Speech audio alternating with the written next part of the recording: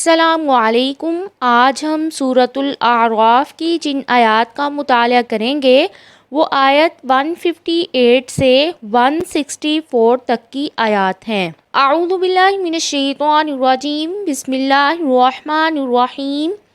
قل کہہ دیجئے، یا ایھا الناس، اے لوگو، انی بے شک میں رسول اللہ تعالیٰ کا رسول ہوں، الیکم تمہاری طرف، جمیعاً الذی سب کے وہی ہے، لہو جس کے لیے، ملک بادشاہت ہے، السماواتی آسمانوں کی، والارض اور زمین کی، لا الہ الا ہوا نہیں ہے کوئی معبود مگر وہی، یحیی وہ زندہ کرتا ہے، ویمیت اور وہ موت دیتا ہے، فآمنوا پس ایمان لاؤ، باللہ اللہ پر، ورسولہ اور اس کے رسول پر، النبی الأمی جو نبی امی ہے، الذی وہ جو یؤمن ایمان رکھتا ہے، باللہ اللہ پر، وکلماتہ اور اس کے کلمات پر، فاتبعوہ اور اتباع کرو اس کا، لعلکم تاکہ تم، تہتدون تم ہدایت پا جاؤ۔ میری رسالت تمام دنیا کے لوگوں کے لیے اور قیامت تک کے لوگوں کے لیے ہے۔ جمیعاً کے مفہوم میں یہ دونوں باتیں صاف ظاہر ہیں، اور مجھے ہدایت کا پیغام پہنچانے کے لیے بھیجنے والا وہ ہے جو آسمان اور زمین کا بادشاہ، اکیلا عبادت کا حقدار اور موت اور حیات کا مالک ہے۔ رسول اللہ صلی اللہ علیہ وسلم کے تا قیامت تمام قوموں کے لیے رسول ہونے کا ذکر اللہ تعالیٰ نے کئی مقامات پر بھی کیا ہے۔ پچھلی آیت میں اور اس میں نبی صلی اللہ علیہ وآلہ وسلم کے وصف نبی امی کا خاص ذکر فرمایا گیا ہے، اور قرآن مجید میں کئی مقامات پر نبوت سے پہلے آپ کے ان پڑھ ہونے اور پہلی کتابوں اور ایمان کی حقیقت سے بالکل بے خبر ہونے کو کئی جگہ بیان فرمایا ہے۔ فرمایا آپ اس سے پہلے نہ لکھنا جانتے تھے اور نہ ہی پڑھنا جانتے تھے۔ پھر فرمایا یہ غیب کی خبروں سے ہے، اس سے پہلے انہیں نہ آپ جانتے تھے اور نہ ہی آپ کی قوم۔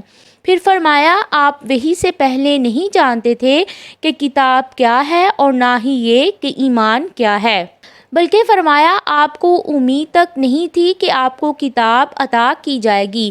کئی لوگوں پر تعجب ہوتا ہے کہ وہ قرآن کو مانتے ہیں، پھر بھی کہتے ہیں کہ نبی صلی اللہ علیہ وآلہ وسلم پیدا ہونے سے بھی پہلے ہر چیز کا علم رکھتے تھے۔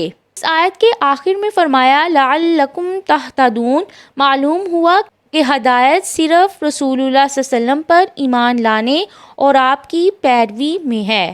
وَمِن قوم موسیٰ اور موسیٰ کی قوم میں سے امتٌ ایک گروہ تھا، یہدون وہ رہنمائی کرتے، بالحق کی حق کے ساتھ، وبہ اور ساتھ اسی کے، یعدلون وہ عدل کرتے۔ اس سے مراد وہ یہودی ہیں جو تورات پر قائم رہے اور جو نبی صلی اللہ علیہ وآلہ وسلم کی آمد پر آپ پر ایمان لے آئے، جیسے عبداللہ بن سلام اور ان کے ساتھی۔ وَقَطَّعْنَاهُمُ اور الگ الگ کر دیا ہم نے انہیں، عشرۃ 12 اسباطاً قبیلوں میں، امماً جماعتیں بنا کر، وَأَوْحَيْنَا اور ہم نے وحی کی، اِلیٰ موسیٰ موسیٰ کی طرف، اِذِ اسْتَسْقَاهُ جب پانی مانگا اس سے، قومہ اس کی قوم نے، ان اضرب کہ مار، بعصاک اپنا عصا، الحجر پتھر پر، فانبجست پس پھوٹ نکلے، منہ اس سے، اثنتا عشرۃ 12 عیناً چشمے، قد تحقیق علم جان لیا، کل اناس ہر گروہ نے، مشربہم اپنا گھاٹ، وظللنا اور سایہ کیا ہم نے، علیہم الغمام ان پر بادلوں کا، وانزلنا اور ہم نے نازل کیا، علیہم المن والسلوی ان پر من اور سلوی، کلوا تم کھاؤ، من طیبات پاکیزہ چیزوں سے، ما جو رزقناکم ہم نے رزق دیا تمہیں، وما اور نہیں، ظالموا انہوں نے ظلم کیا ہم پر، ولیکن اور لیکن کانو تھے وہ سب انفسہم اپنی ہی جانوں پر یظلمون وہ ظلم کرتے۔ اذ اور جب قیلا کہا گیا لہم ان سے اسکنو تم ٹھہرو ہاذہ القریۃ اس بستی میں وکلوا اور کھاؤ منہا اس میں سے حیث جہاں سے شئتم تم چاہو وقولوا اور کہو حطۃ بخش دے وادخلوا الباب اور داخل ہو جاؤ دروازے سے سجداً سجدہ کرتے ہوئے نغفر لہم ہم بخش دیں گے لکم تمہارے لیے خطیئاتکم تمہاری خطاؤں کو سنزید ان قریب ہم زیادہ دیں گے المحسنین احسان کرنے والوں کو۔ فبدل پس بدل دیا الذین ان لوگوں نے جنہوں نے ظلموا ظلم کیا منہم ان میں سے قولاً بات کو غیر الذی اس کے علاوہ جو قیلا کہی گئی تھی لہم انہیں فارسلنا تو بھیج دیا ہم نے علیہم ان پر رجزاً عذاب من السماء آسمان سے بما اس وجہ سے جو کانو تھے وہ یظلمون ظلم کرتے۔ اسباطن یہ سبتن کی جمع ہے جس کے معنی ہے اولاد کی اولاد۔ یعقوب علیہ السلام کے 12 بیٹوں میں سے 12 قبائل وجود میں آئے۔ اپنے الگ الگ اوصاف کی وجہ سے ہر قبیلے نے اپنا الگ وجود رکھا۔ اللہ تعالیٰ نے ہر قبیلے پر اپنا ایک نقیب مقرر فرمایا اور ہم نے ان میں سے 12 سردار مقرر کیے۔ فم باجست اس آیت میں اور سورۃ بقرہ میں فن فاجرت ہے۔ راغب اصفہانی فرماتے ہیں کہ ان جاسا اکثر اس کے متعلق کہا جاتا ہے جو تنگ چیز سے نکلے اور ان فاجرہ اس معنی میں آتا ہے جو کھلی چیز سے نکلے۔ اور ان آیات کی تفصیل کے لیے آپ سورۃ بقرہ کی آیت نمبر 58 سے 60 تک کی آیات کو دیکھیے۔ بس الہم اور پوچھیں ان سے عن القریۃ اس بستی کے بارے میں التی وہ جو کانت تھی وہ حاضرۃ البحر سمندر کے کنارے پر اس جب یعدون وہ زیادتی کرتے تھے فی السبت ہفتے کے دن میں اس جب تأتیہم آتی تھیں ان کے پاس حیتانہم مچھلیاں ان کی یوم سبتہم ان کے ہفتے کے دن شرعاً ظاہر ہو کر و یوم اور جس دن لا یسبتون ہفتے کا دن نہ مناتے لا تأتیہم نہیں وہ آتی تھیں ان کے پاس۔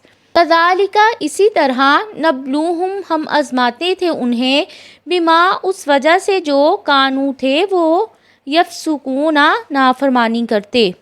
اللہ تعالیٰ نے اس آیت میں صرف یہ بتایا ہے کہ وہ بستی سمندر کے کنارے آباد تھی اور نصیحت کے لیے اتنا بتانا ہی کافی ہوتا ہے۔ اس آیت کا ایک شان نزول ہے۔